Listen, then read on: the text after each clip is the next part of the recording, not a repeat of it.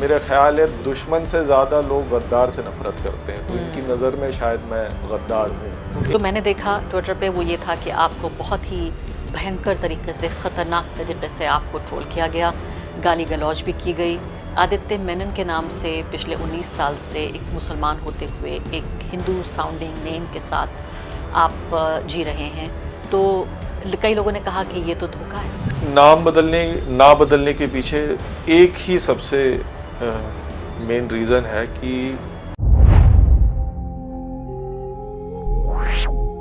दोस्तों, क्या आप जानते हैं कुछ कहानियां ऐसी होती हैं जो अचानक शुरू नहीं होती, वो धीरे धीरे किसी इंसान के अंदर पलती रहती हैं। पत्रकार आदित्य मेनन की कहानी भी कुछ ऐसी ही है। जी हाँ, ये वही पत्रकार आदित्य मेनन हैं जो आजकल काफ़ी चर्चा में हैं, जिन्होंने हाल ही में उम्रा किया और सबको ये बता दिया कि वो कोई हिंदू नहीं है बल्कि 20 साल से इस्लाम को फॉलो करते आ रहे हैं। जबकि दोस्तों, आज से पहले आदित्य ने किसी को भी ये नहीं बताया था कि वो कोई हिंदू नहीं बल्कि एक मुस्लिम है।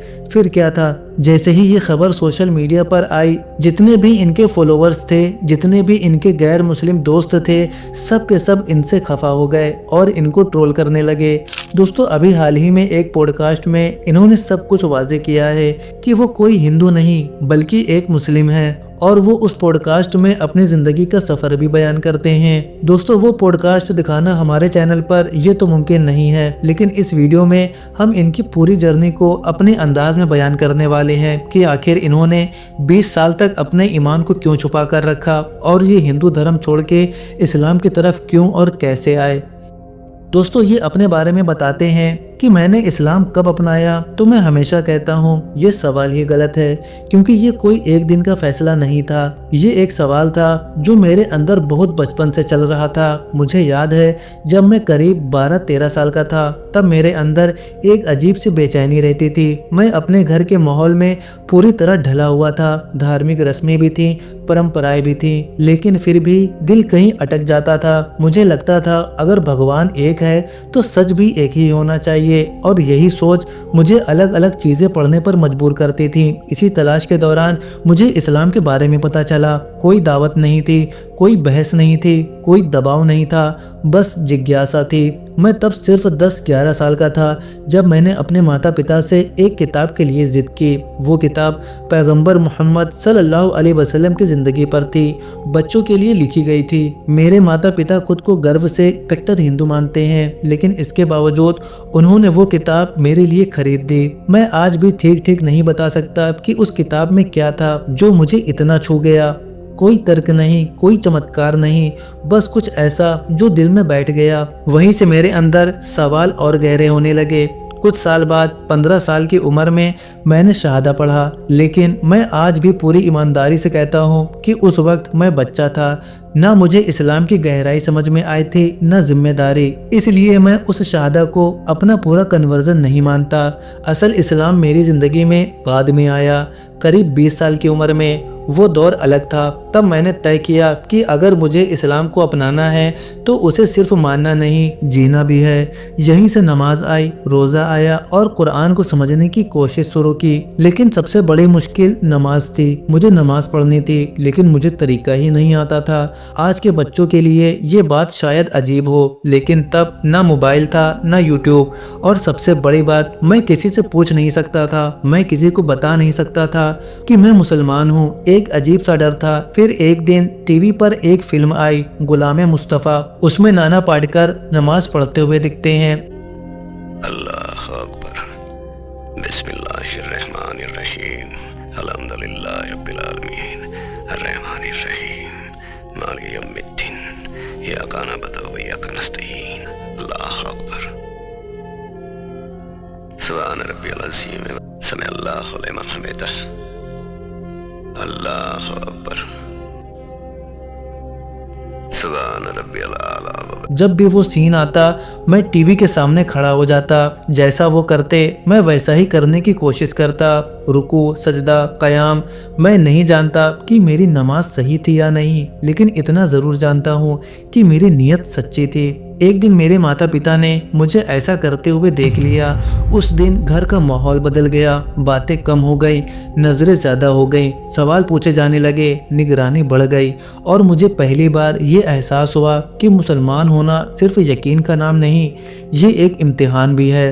इसके बाद मैंने अपने ईमान को खुद तक सीमित कर लिया। साल बीतते गए, मैं अपने करियर में आगे बढ़ता गया, पत्रकारिता में नाम बना, लोग मुझे मेरे काम से जानने लगे, लेकिन बहुत कम लोग जानते थे कि मेरे अंदर एक और पहचान भी जिंदा है। मैंने जानबूझकर अपना नाम नहीं बदला, इसकी एक वजह मेरी माँ थी।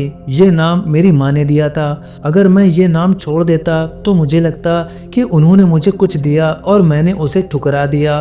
मैं ये मानता हूँ कि हिंदू नाम के साथ कुछ प्रिविलेजेस होते हैं और मैं ये भी मानता हूँ कि अगर मेरा नाम कुछ और होता तो शायद जो मैंने हासिल किया वो इतना आसान नहीं होता। मैं इस सच से भागता नहीं हूँ। फिर आया उम्रा का सफर। यहाँ एक डर था, अगर लोग जान गए तो क्या होगा, लेकिन मदीना में कुछ बदल गया। वहाँ रहकर मैंने तय किया कि अब छुपाना नहीं है, क्योंकि भारत में लोग कहते हैं कि इस्लाम लोग प्यार में पढ़कर अपनाते हैं। मैं ये दिखाना चाहता था कि नहीं, लोग सोच समझकर, पढ़ लिख कर, तहकीक करके भी इस्लाम अपनाते हैं। मैंने एक ट्वीट किया और उसके बाद जो हुआ उसके लिए मैं तैयार नहीं था। गालियाँ, धमकियाँ, लंबे लंबे थ्रेड्स।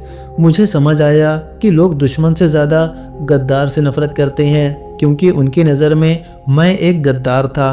हिंदुत्व की तरफ से ज़बरदस्त ट्रोलिंग हुई, बड़े बड़े इन्फ्लुएंसर, बड़े बड़े नाम। दूसरी तरफ मुसलमानों ने मुझे अपनाया, मुझे एहतराम दिया, क्योंकि रिवर्ट होने का इस्लाम में एक अलग ही मकाम है। और तब मुझे अपनी ज़िंदगी का एक और लम्हा याद आया। इंडिया टुडे में काम के दौरान मुझे बीजेपी मुख्यालय जाना पड़ा।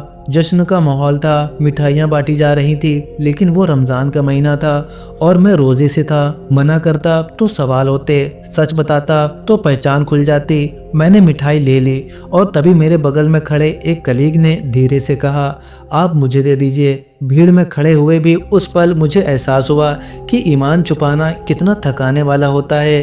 तो एक मैं बीजेपी कवर किया करता था इंडिया टुडे ग्रुप के लिए, काफ़ी साल मैंने कवर किया। और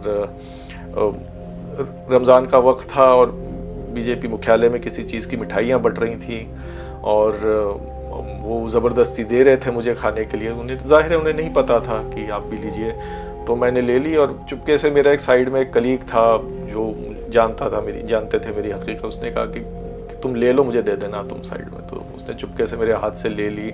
दोस्तों, ये तो आदित्य की कहानी थी, लेकिन अब हम आपको लेकर चलते हैं उस इंसान की कहानी की ओर जो मंदिर जाता था, माथे पर लाल टीका लगाता था और जिसने कभी मुसलमान बनने के बारे में सोचा तक नहीं था। लेकिन जिंदगी ने जब उससे सवाल पूछा तो जवाब भीड़ में नहीं मिला, बल्कि सजदे में मिला।